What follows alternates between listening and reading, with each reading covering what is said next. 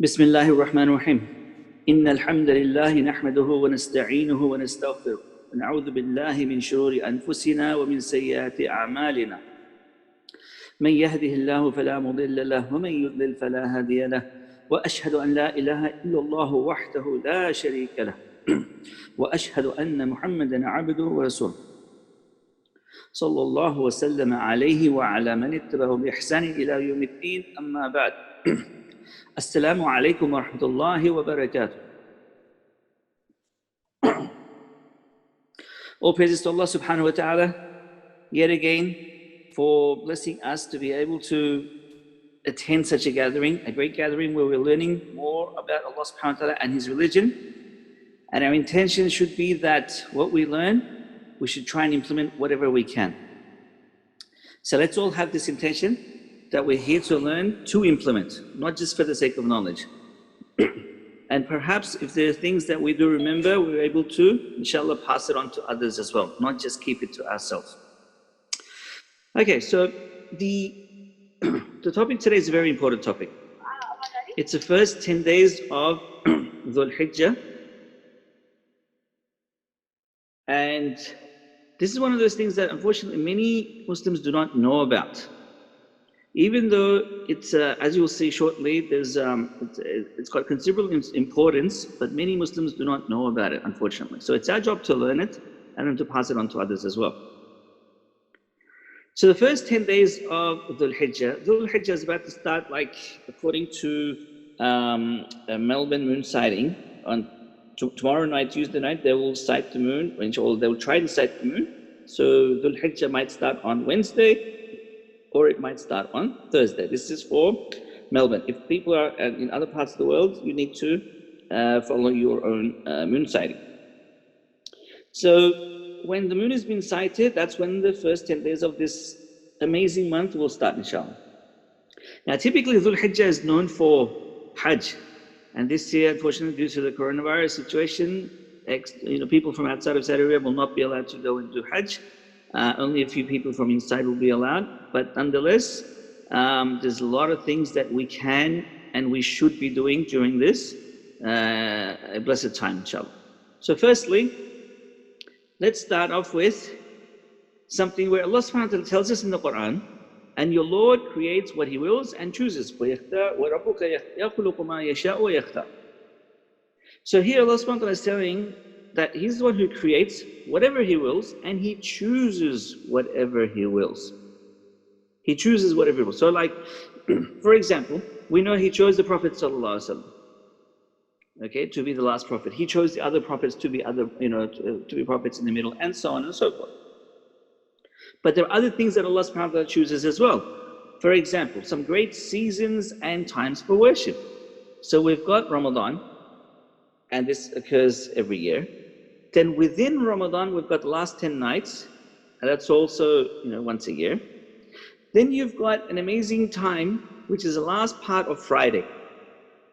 Okay, last part of Friday, before Maghrib time, so after Asr, before Maghrib, is an amazing time to make dua. Then there's another one, last 1/3 of the night, the Tahajjud time, as we know, this is something that occurs daily.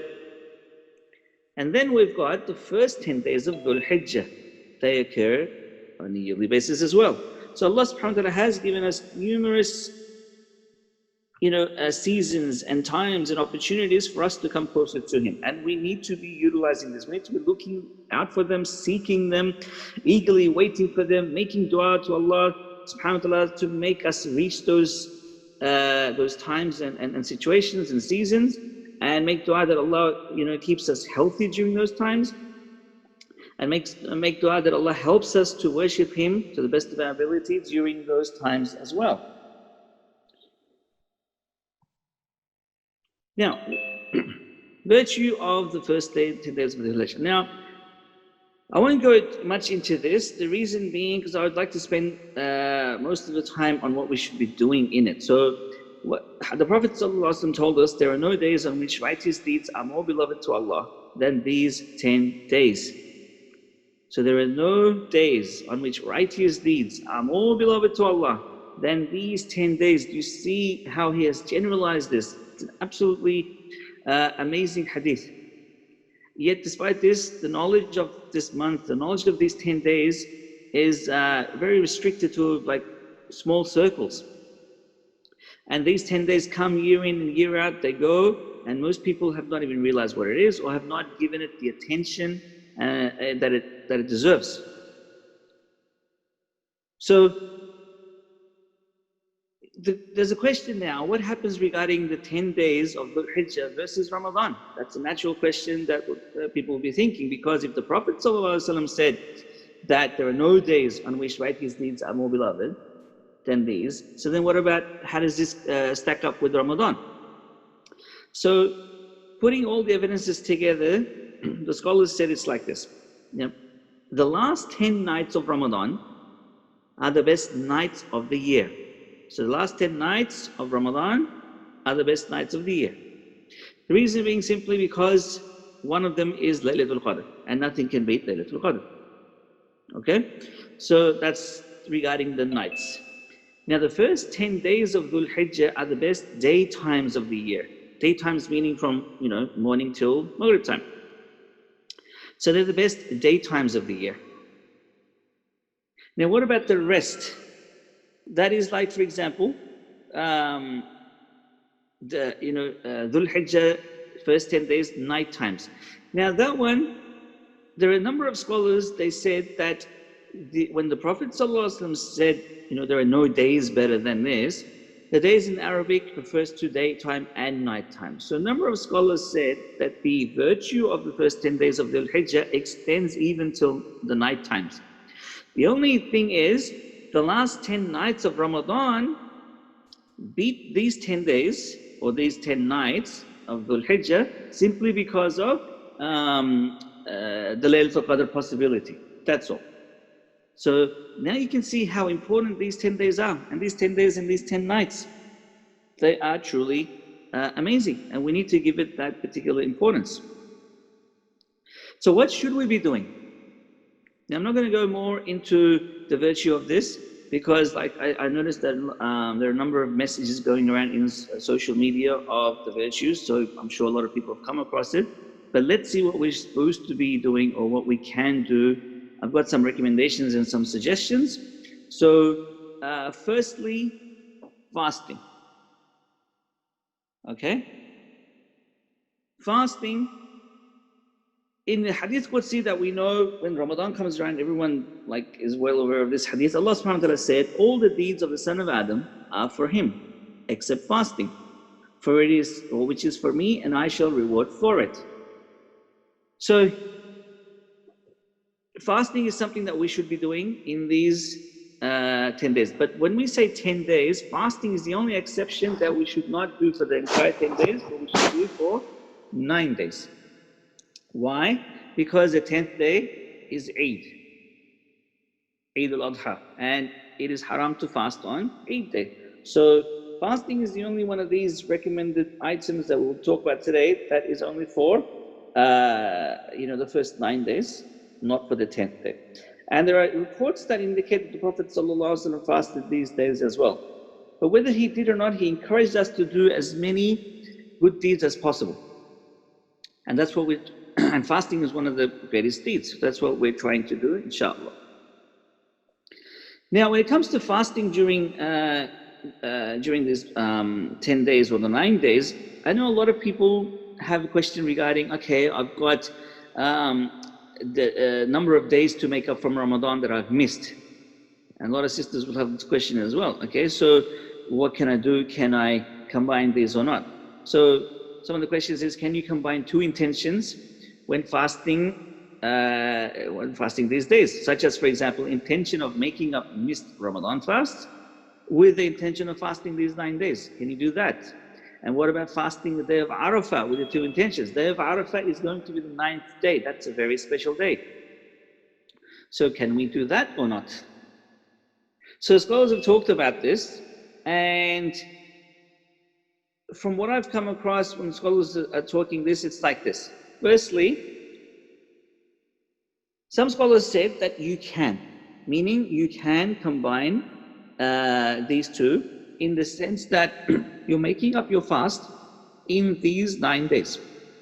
But, but, pay attention to this next point.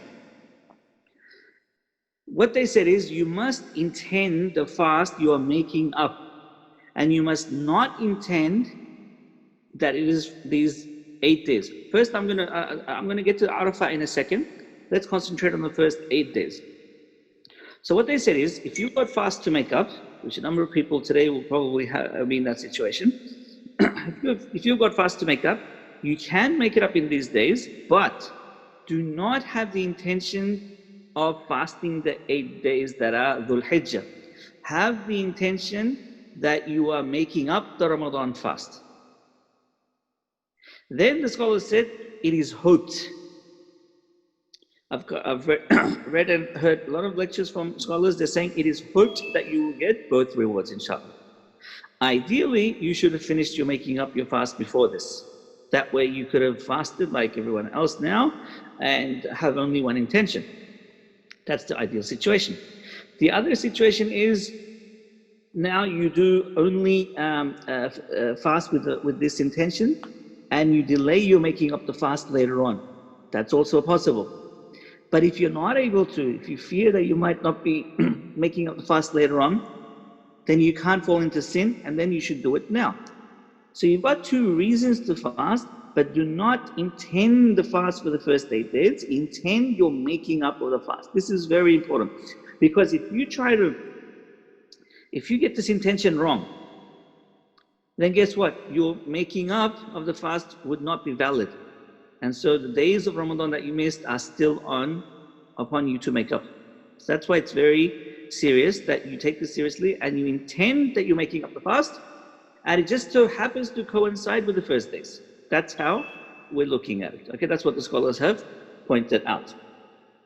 Now, I'm talking about first 8 days. The reason being, the 9th day is Arafah. And Arafah, there's considerable virtue for it. The Prophet ﷺ said, whoever fasts, the day of Arafah, he said the reward for it is that Allah will forgive the sins of the previous year and the coming year. Now that is very serious. It's a very huge reward. So due to that, the scholars said you could treat Arafah slightly differently, where do not make up your fast on the day of Arafah. So best, don't make it up.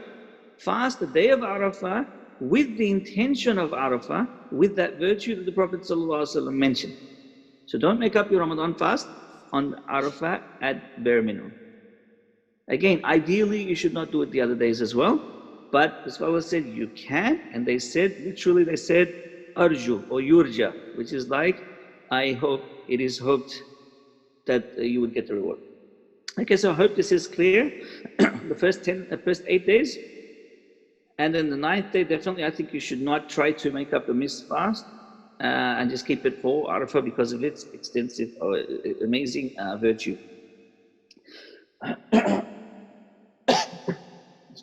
Okay, so now that's fasting. The next recommended thing is dhikr. One second.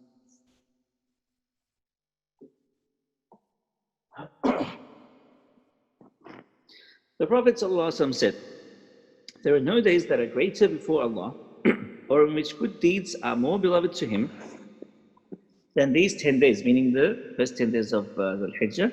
So recite a great deal of tahleel, takbir, and tahmeed during them. That's what he said. So what are these tahleel, takbir, and tahmeed? So tahleel is the saying of La ilaha illallah. Takbir, as we know, it's Allahu Akbar. Tahmeed is Alhamdulillah. And I put it tasbih as the completion because these 4 quite often go together. But hadith talks about only the first 3. Now it's important, I'm going to just spend a minute or two to highlight the meanings of this and what you're trying to say, because if we're going to spend a lot of time on dhikr during this month, and especially even outside of the month, we should know what they mean. So La ilaha illallah means there is no one, no deity, no God worthy of worship except Allah subhanahu wa ta'ala. Don't think that La ilaha illallah means there's no God but God. there's no God but Allah. That's not the correct way to understand it. It is no one worthy of worship except Allah subhanahu wa ta'ala. Because there are unfortunately lots and lots and lots of false gods. There are like more than a billion false gods. If you just take India, for example, there's more than a billion false gods there. So there are false gods, but only one true God deserving of worship. That's Allah subhanahu wa ta'ala. That's your La ilaha illallah. You can't think of it as there's no creator but Allah, there's no sustainer but Allah. That's deficient. There's no one worthy of worship except Allah subhanahu wa ta'ala. The second one, takbir, saying Allahu Akbar. Allah is the greatest. So He's the greatest in His essence, He's the greatest in His attributes, He's the greatest in His names. That's takbir. Tahmeed, alhamdulillah. This one, you're saying that Allah subhanahu wa ta'ala, actually let me explain tahmeed by tackling the last one, tasbih first. Okay, subhanallah. Because then tahmeed will make more sense. So tasbih, subhanallah, this one means that you're saying Allah is free from all defects and all deficiencies and all faults. Okay, so for example, He doesn't have any tasbih saying, and we're acknowledging that Allah doesn't have any attributes of deficiency. And you're acknowledging that any attributes that He has, there's no deficiency in them. And He's got no faults. He doesn't resemble the creation at all, and so on and so forth. That's your tasbih.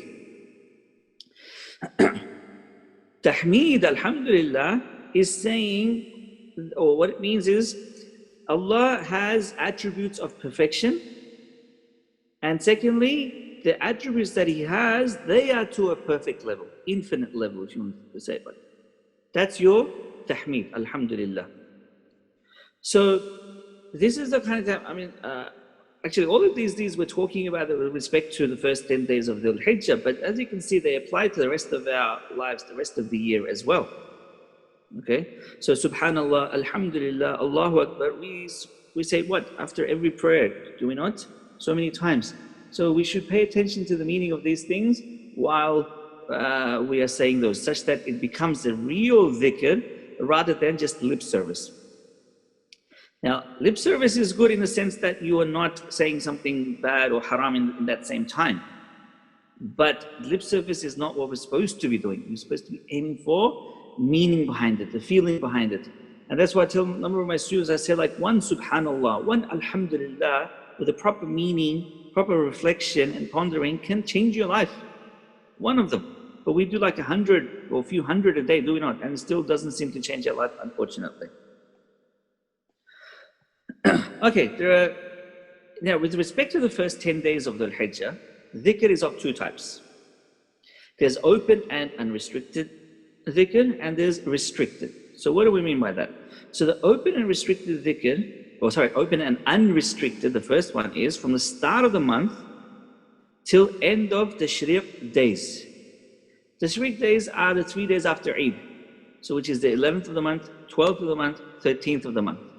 So the open dhikr, that is supposed to be done from the start of the month. So the minute the moon is sighted, so for Melbourne it could be tomorrow night Maghrib time, or it may be Wednesday night Maghrib time. The minute it's sighted, from then till the Maghrib of the 13th day. That's your open and unrestricted dhikr. And that's supposed to be done all the time, as much as possible. Okay, you're walking, you're talking, you're sitting, you're resting, you're relaxing, you're lying down. If you're working, you're waiting for a meeting, whatever it is, that's supposed to be done. The restricted one is after obligatory prayers only.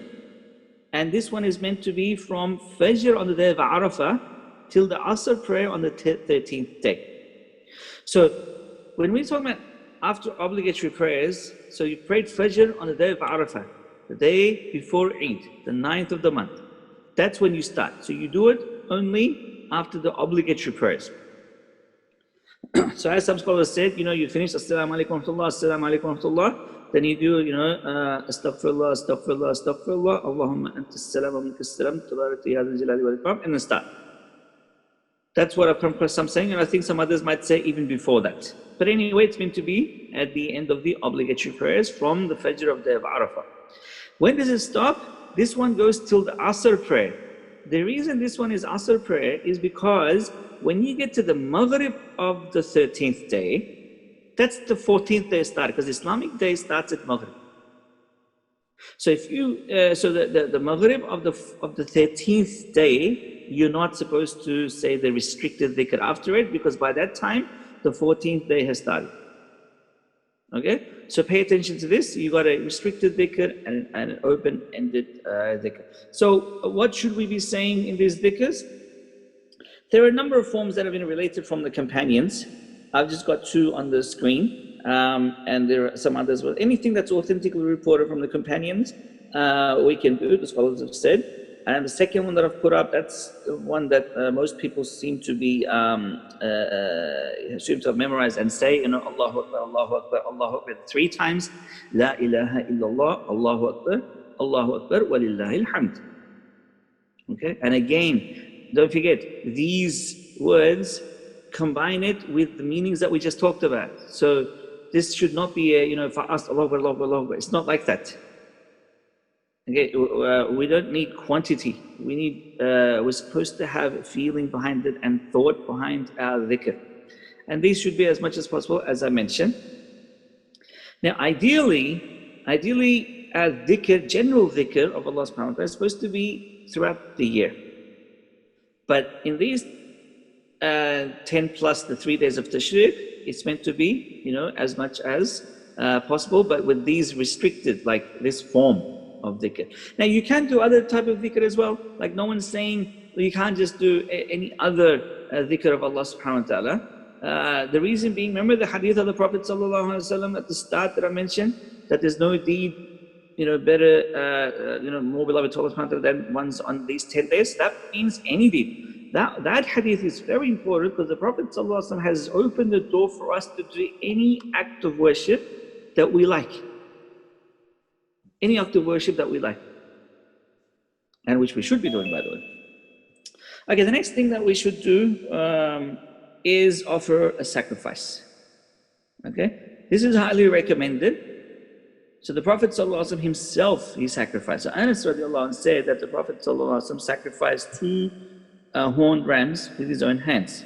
Okay, now this is generally 1 per household. That's the minimum that we're looking at. And it should be, the time for it is either on the 8th day or after it, but during the days of the Tashriq, which is the 11th, 12th, and the 13th. And again, the time of it would finish by the end of the Tashriq day, which is the Maghrib time. Okay, so it can be on any one of these 4 days, 8th day followed by the 3 days. Now, a lot of people like to, for example, send, you know, give orders overseas, back home, wherever you're from, get them to slaughter, and so on, right? Just be careful that they don't have Eid, you know, after you, for example. Actually, no, Eid after you is fine, but Eid before you would be a problem, because if they sacrificed, like in India, you know, they do it on the 8th day. But if Indian Eid happens to be before ours, which is unlikely, but just in case, okay, if they slaughter before our Eid day, that would be a problem. Okay, so just make sure that they don't. And if you're sending it to India, generally Indian, it will be after us. But if you send it to even other countries, like let's say, I don't know, Saudi Arabia or the Gulf or some other countries, then their Eid could very well be before our Eid in Australia. So you need to be careful about this point. Now, what about how should the meat be distributed? So some of the companions and scholars, they said, you know, which is a famous one that a lot of people know about, the 1/3 for, you know, you yourself, 1/3 you gift, and 1/3 for charity. But some other scholars, they said, no, keep half and then gift the rest, which is the rest half. Yet others have different opinion. So the part that I put in green, that's the important one. There's no hard and fast rule here, because there's no clear hadiths, authentic reports from the Prophet ﷺ that do it like this and no other option. That's the reason the scholars differed which one might be the preferred way, the best way. So I don't know of anyone who said, like, if you don't do one of these, like, okay, you've sinned or something like that. It's not to that level. It's just trying to see which one might be the better one. And there again, there aren't any authentic reports as far as that I've come across from the scholars, which one might be the best one or the preferred one. Okay, so you could do whatever you like, generally speaking. Now, there's one thing that's important to be aware of, which is like what might happen. Again, that won't happen in Australia, but it might happen back home, like in India or other countries.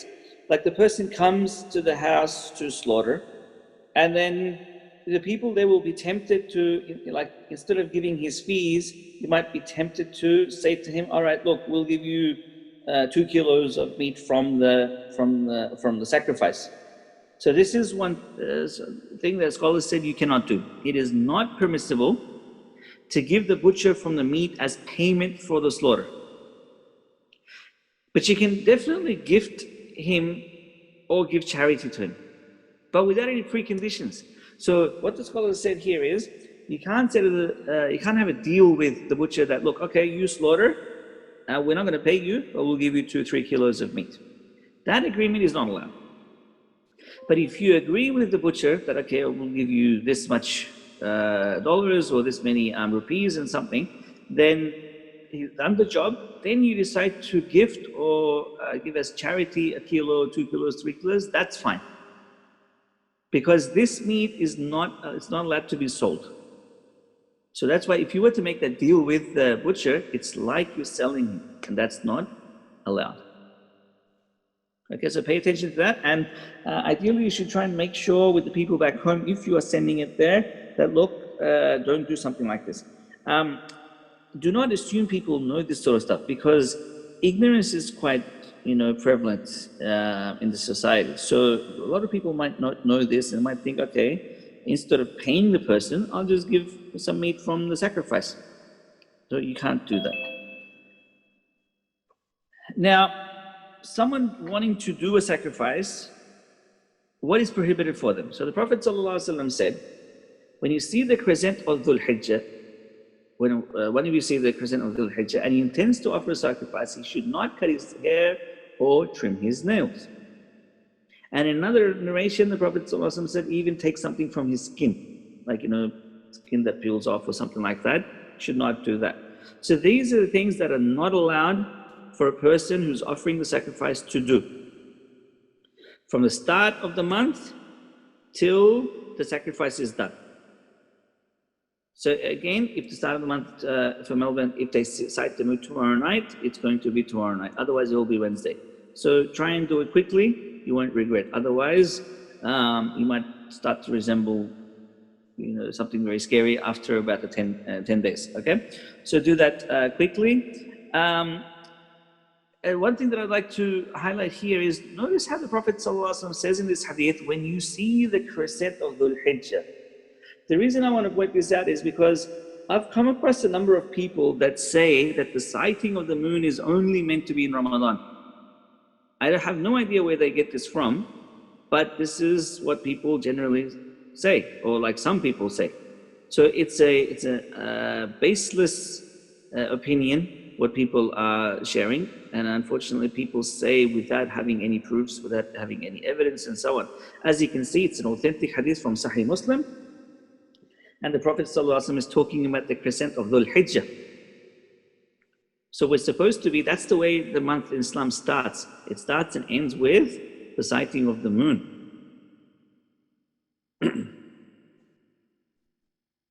And by the way, regarding this, if you're, what you can't do if you're sacrificing. So let's say for example, tomorrow night, the Ramadan, the first 10 days start, Dhul Hijjah, okay? And you're deciding, no, I'm not going to do the sacrifice. Either you don't have the funds or whatever. Say you decide you're not going to.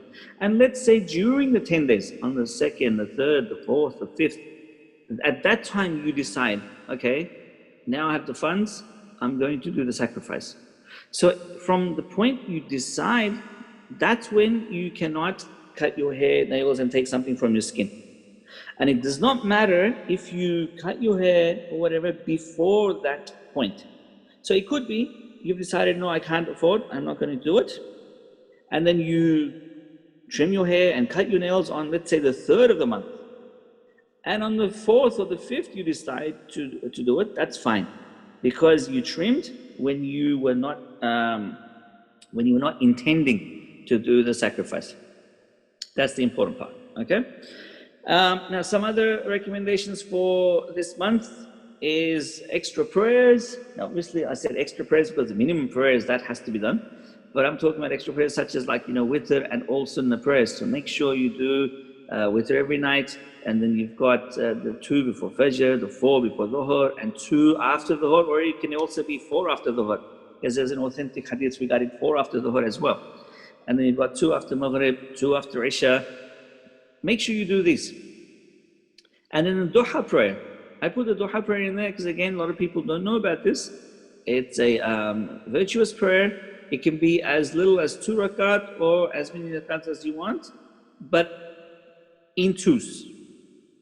And the time for it, as I typically put on the Telegram channel, it starts about, let's say, 15-20 minutes after the sun has risen. Okay, after Fajr, let's say about 15-20 minutes. That's when the time starts, and it goes all the way till 10-15 minutes before Dhuhr time starts. So you've got like a number of hours to pray this prayer. Even if you get up early in the Fajr, you pray and you sleep, you still have time to get up later on and pray something before the Dhuhr time starts. So that's the duha prayer. And then the tahajjud as well. Tahajjud can be 2 plus, up to like 8 plus 3 witr, that would be like 11. That's the sunnah of the Prophet ﷺ. And again in units of twos. And this tahajjud, generally throughout the year, it looks difficult, but now if you're going to fast on these 9 days, then you're getting up anyway for suhoor. And so try to, if you can get up a little earlier, do a little bit of tahajjud prayer and make dua, because that is an amazing prayer. And there are amazing hadiths regarding Allah subhanahu wa ta'ala answering prayers and forgiving for those who ask Him at that part of the night, the last 1/3 of the night. And by the way, calculating this last 1/3 of the night, as I mentioned to people before, for those new people, I'll mention it now. You take from Maghrib till Fajr time. Maghrib time till Fajr time, divided into 3. And then the last 1/3 is where the tahajjud time is the ideal tahajjud time.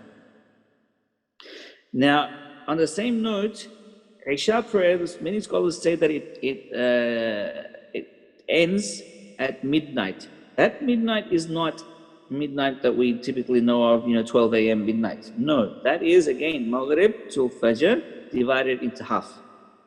That's the middle of the night where the prayer time for Isha, generally, as according to many scholars, it finishes, okay? So do as much as you can of these prayers. Try not to miss them any day. Another thing that we should be trying to do is being good to parents. So dua for them, charity on their behalf, even if they're alive or dead, calling and video chat and so on. Now again, this is not, all of these acts, they're not specific to the first 10 days of the month, of this Dhul Hijjah. Okay, so you're supposed to be good to the parents all the time, 365 days in the year. But what this is trying to say is like extra. Okay, so extra that you could do. Now, for those people whose parents are not with them, you should, throughout the year, you should be trying to talk to them as much as possible, at the minimum daily if you can. And these days with the services like, video chat facility and that, you should be doing that. Parents have a lot of right over us. Remember that, please.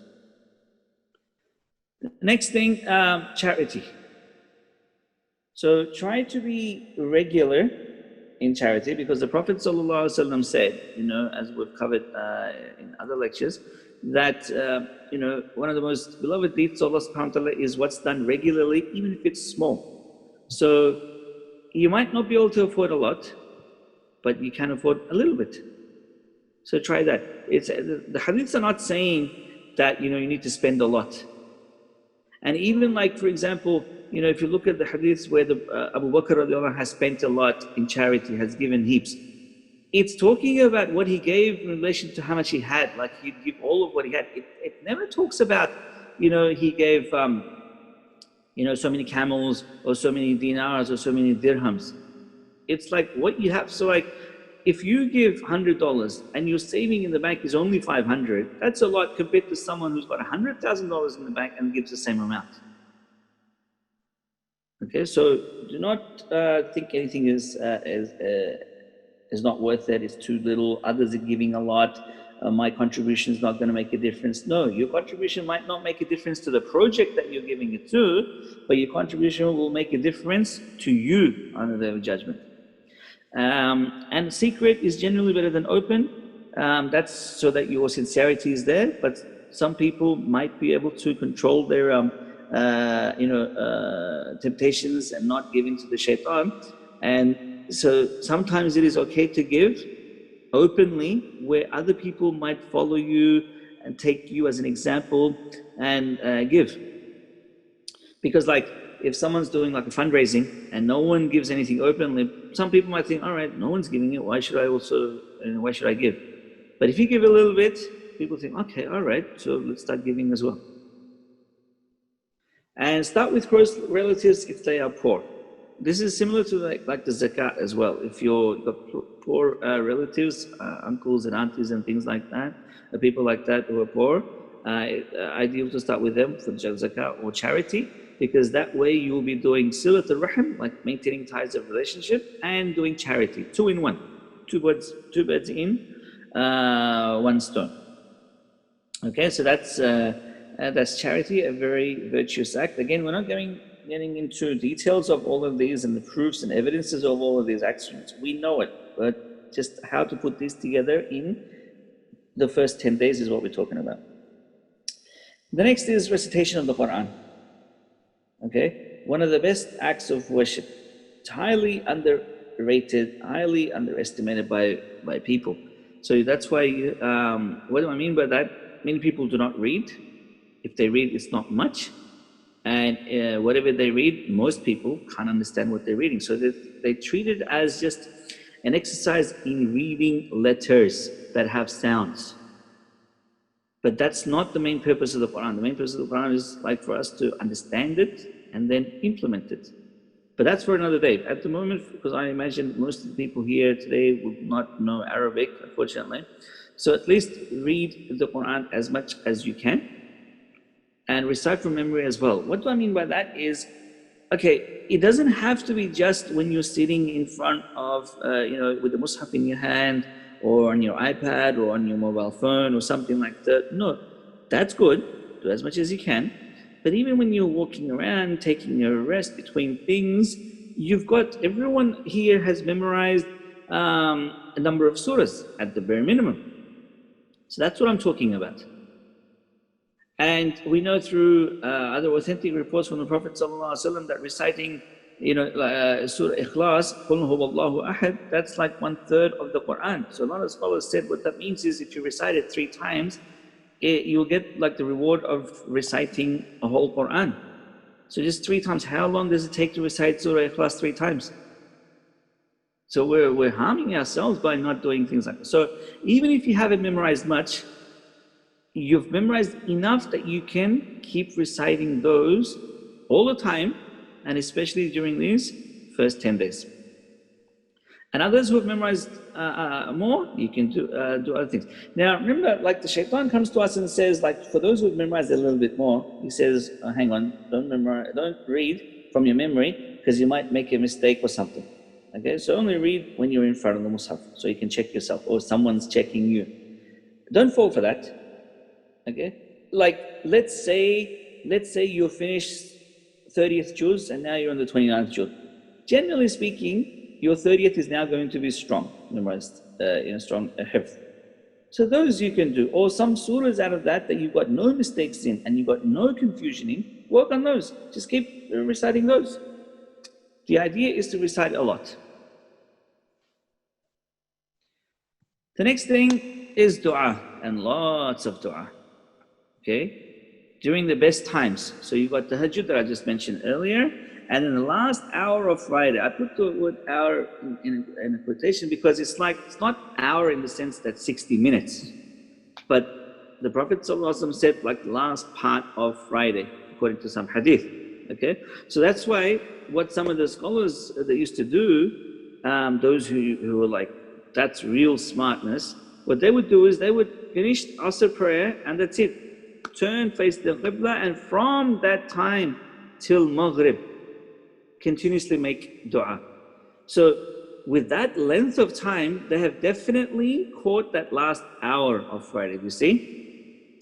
But if you were to just make dua last 15 minutes, then you've probably got it, but you've missed heaps of it. But what they're doing straight after Asr all the way till Maghrib, then they've definitely got it. And a lot of them used to do this every single Friday. Now, we all have lots of needs, do we not? Unfortunately, we're not making use of what the Prophet ﷺ has guided us to. Best times, best situations, best places, best etiquettes and preconditions and so on. We need to pay attention to these things. And unfortunately, at the end, we think, oh, hang on, I'll make dua and I'm not being answered, or why is this happening to me? But we're not making sufficient dua. And the day of Arafah as well is a day of making dua to Allah subhanahu wa ta'ala. That will be the 9th day of this month. During the best positions. So you've got sajda. Sajda is the best position to make dua during the prayer. And then you've got before salam. So the Prophet ﷺ has authentically said to us in authentic reports that after you finish your durood and things like that in your sitting position, which is just before salam, then he said, let the person make whatever dua he wants. Okay, he left it open for us. Make as much as dua you want and whatever dua that you want. So you've got a few that have come in the sunnah, but apart from that, it's open. Make whatever dua that you want. Don't be in a rush to say Assalamu alaikum wa rahmatullah, because where do you have to run off to? We all have needs and we should work on that. That's a great position to make dua. Then use proper etiquettes, such as raising of the hands. Regarding this raising of the hands, I love the hadith, subhanAllah. The Prophet ﷺ said in an authentic report that Allah subhanahu wa ta'ala is shy that a person, when he raises his hands to Allah to ask him something, that Allah is too shy to let the person put his hands back down without giving him anything. That's amazing. So subhanAllah, we should be raising our hands. And another etiquette is like, for example, repeat the dua 3 times, okay? And concentrate on it, of course, what you were saying. Don't just say a dua that you've memorized and you got no idea what it is. Okay, it's better for you to say something that comes from your heart and you know what you're asking. Another one is with the right preconditions, such as, for example, having hope in Allah subhanahu wa ta'ala. You have to have hope that He will answer. It can't be, oh, let me just try it out. And it can't be like, oh, I don't think it's going to get answered, but let me just do it because I need to do it. Not like that. And then also ask sincerely. Ask Allah only. And with an attentive heart that I just mentioned earlier. Attentive heart, you know what you're saying. Now, I've come across some situations, and I'm sure this has happened to each one of us as well, where someone asks you something, but they're actually not even looking at you, and they're probably half turned away from you as well. So you think, hang on, do you want something from me or not? Look at me if you want. Talk properly if you want something. Okay, don't mumble and so on and so forth. We say that to the people.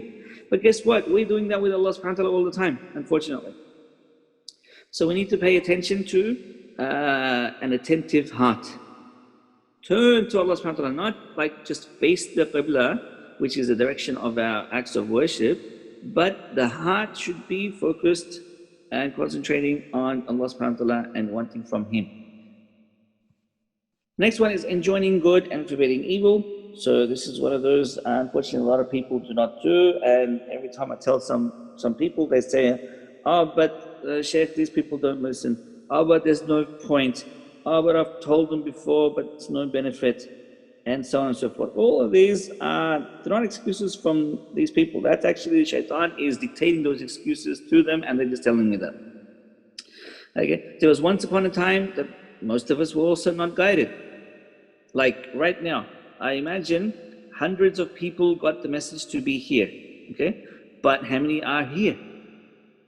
So it didn't just come like this, okay? Allah subhanahu wa ta'ala, probably a lot of us sent someone who persisted and gave da'wah to us until, Allah subhanahu wa ta'ala changed their heart.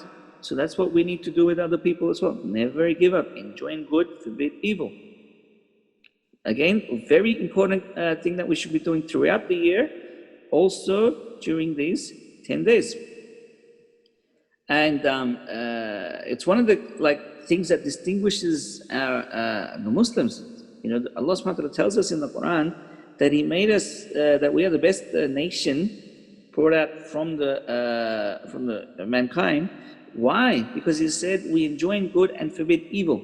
So the characteristic or the thing that's been mentioned about us being the best nation, many people are not doing. That's very, very sad. So we need to work on that. And the last thing I want to say is social media usage. Social media usage. Reduce your social media usage as much as possible. And only check useful groups during these days. Now, I know a lot of people are members and subscribe to lots of groups. Okay? You should not be, but then that's for a different time. But at least during these 10 days, if you want to be part of the group, be. But don't check those messages, the useless ones, the useless groups, during this time, this 10 days, because every single second counts. So every time you're looking at a silly group, silly message, you could have been doing something that will actually help you in the hereafter. And share beneficial things. Don't just hold on to things. You've come across something very nice, share it. Like a beautiful saying or an authentic hadith. Now, don't just share anything that you think is beneficial. Meaning, a lot of people forward okay, do this many times, do this many times, and so on and so forth, without any proofs that the Prophet ﷺ has authentically said that. Okay, so those things you don't forward. But when something is proven to be from the Prophet ﷺ, which means it's an authentic hadith, those things, or something to do with the verse, or some sayings of scholars, those things, go crazy in sharing them and remind people and so on and so forth. This is what we should be doing all the year again, but these months, these 10 days, maybe we can build a habit that we can use for the rest of our for the rest of the year. And again, I remind people that other simple things as well. We've forgotten a lot of etiquettes when social media came. So the etiquettes of salam, the etiquettes of replying to salam, and the etiquettes of making dua for people, all of these things, unfortunately, we've forgotten. So I remember telling some of the people recently that, look, imagine you're standing in a group and someone says to you, "How are you?" And instead of answering the person, what do? You put your thumbs up. That's exactly what we're doing in the social media. When someone says, "How's everything?" or something, you just put your thumb up. Okay, so it's a pretty lazy way of replying back. It would not be acceptable in the real life, so I don't know why we think it's acceptable in social media. Take a little bit of time. It might take 2 or 3 seconds to say good alhamdulillah. And when someone says salam, okay, again, I've mentioned these things before, but I'm highlighting it again. Reply back to salam. Even if one person has replied, have you ever come across a situation when you're in a group, someone comes and says assalamu alaikum wa rahmatullah, and then only one person replies? No, everyone replies. I know that. So why is it when it comes to social media we think, no, one person is enough, alhamdulillah, somebody else has done it, so I'm off the hook? It's like you've been punished. You've been punished that, you got to reply back to salam. And if someone, as I'm saying, people want to share things. When they share things, and they're doing it all the time, reply, Jazakallahu khair. Because who knows, maybe that thing that they've shared and you act on it, maybe that's the thing that gets you in Jannah. So is that not deserving of a Jazakallahu khair to the person who sent it to you? It is. Most definitely it is. So we should pay attention to these simple manners. Now finally, everyone's selection of good deeds. So the good deeds that I've mentioned, and there's obviously heaps more than that, everyone's selection could be different. So choose whatever is possible and easy for you, and whatever you're inclined towards. So like, for example, there'll be some people well off amongst the listeners today, and for them giving charity is easy. So let them do that. But some others, they might not be well off. And this coronavirus situation, maybe you've lost a job or something like that, or you've got strained circumstances. That's not a problem. You've got other avenues. Every single one of us, out of the small list that I've mentioned, plus heaps more, every single one of us, alhamdulillah, has numerous things that we can do. There are some that Allah subhanahu wa ta'ala might have blessed with health, okay, physical ability as well, fitness. So then, like, long prayers are easy for you. Some of us, maybe Allah is blessed with being able to read Quran fluently and nicely, whereas the others might be real strugglers. So then that could be your area that you do, and so on. Okay, so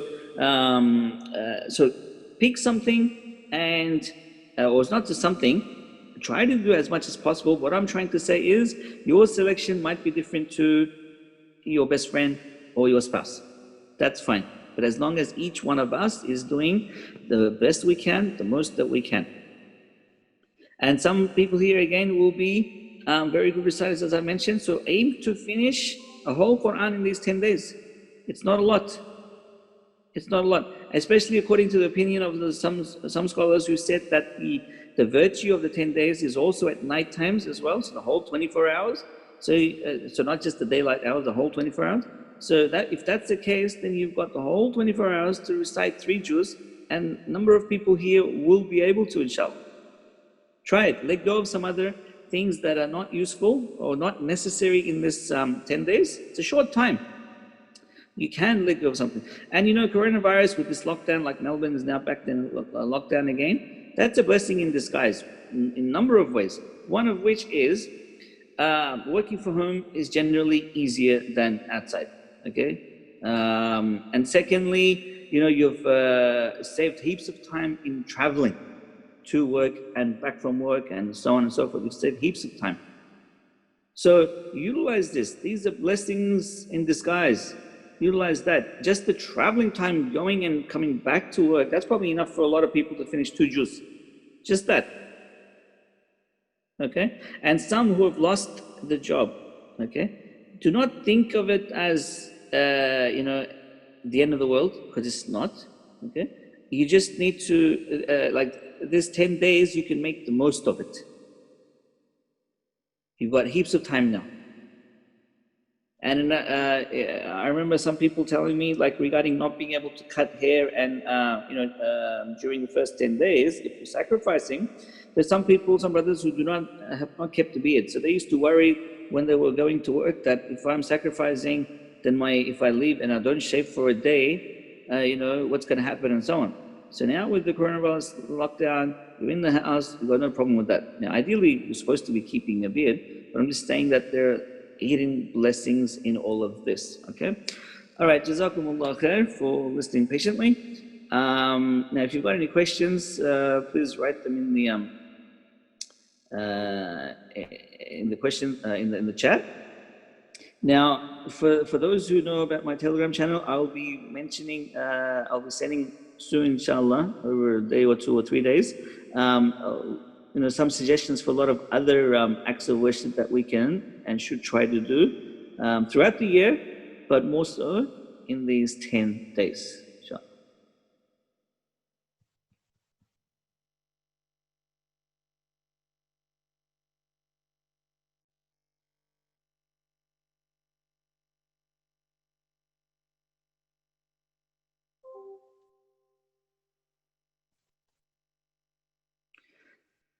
No, someone's talking about selling part of the animal, the sacrificial animal, and then like the money that you get, you giving that money away in charity. Don't do that. Don't do that, because then you're going into, at the very least, you're going into a gray area. Okay, don't sell any part of the animal that you have sacrificed. Yes, the sacrifice is supposed to be one sacrifice per family. Others can do if they like, but one per family is like what the Prophet ﷺ did and what the scholars have said to do. yes, you can sacrifice on behalf of a dead person, but like include them in your sacrifice, in the sense that, because like you can have intention of whoever you like. So you could say, your intention is, oh Allah, this sacrifice is on behalf of me, my spouse, my kids, my parents, those who are alive, those who are dead, parents, any of those. So yes, you can do that.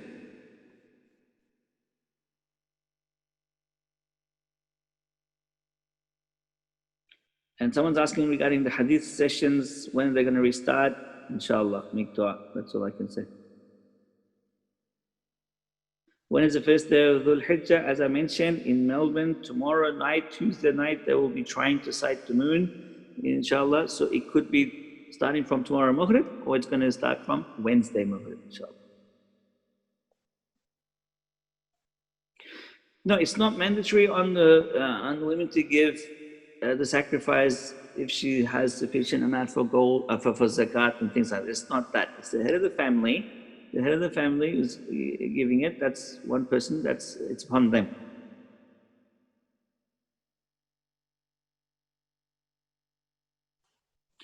Now, can we do sadaqah instead of qurbani? Okay, look, this is one of those. Generally speaking, no. Okay, you can't. This is an udhiyah. It's meant to be like this.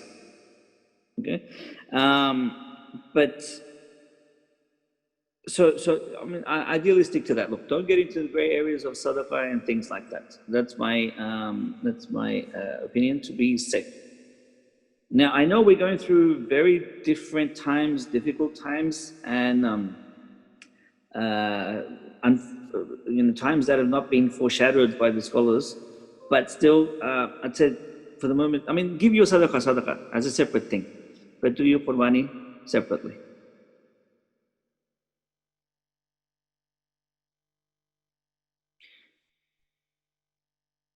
Yeah, the scholars said even if you've got like more than one person earning in the house, it's still just one for the house, the head of the house. Okay, so even if more than one person is earning, it's still like the one for the house. Again, if the others want to do it, that's extra. We're talking about like the bare minimum, okay, to be able to meet the definition that you have given a sacrifice. That's what we're talking about.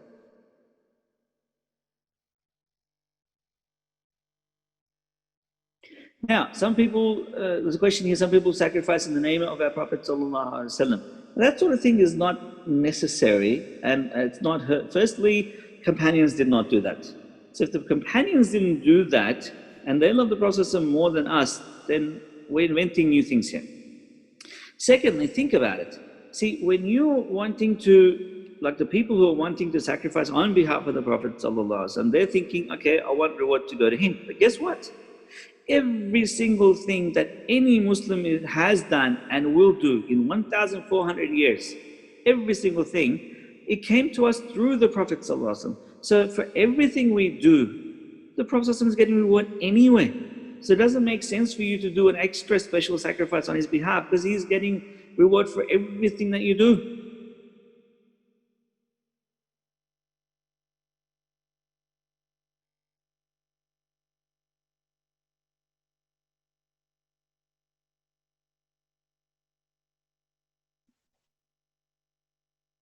Yeah, someone's asking, can we help the needy and do the contribution instead of the qurbani, the udhiyah? So again, as I said, look, to avoid falling into grey areas, give you a separate charity and do the udhiyah separately.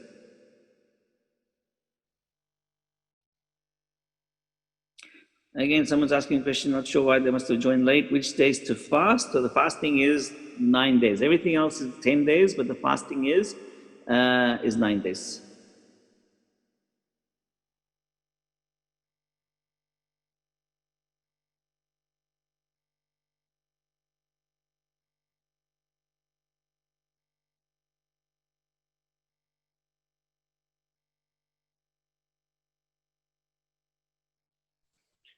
Okay, all right.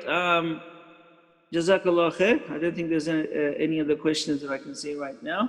Jazakallah khair. Assalamu alaikum wa rahmatullahi wa barakatuh.